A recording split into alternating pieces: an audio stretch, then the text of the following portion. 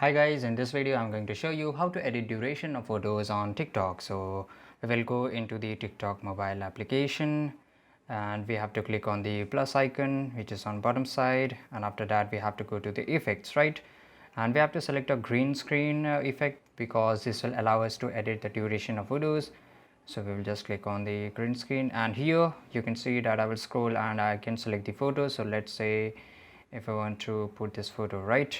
So how I can just edit it? So here you can see there is a time limit, 15 seconds, 60 seconds or 3 minutes. I'll just go on the 15 seconds. If I want to much lower time than 15 seconds, I will just click and hold and it will record to a specific time. And let's say if I want to stop here, I just want to upload a 4-second video, right?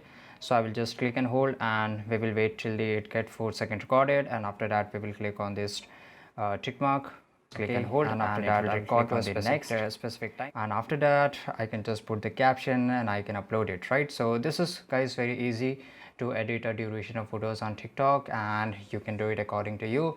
So thank you guys for watching this video, and if you like this video, do follow, subscribe our channel, and see you in the next video. Till that time, take care, goodbye.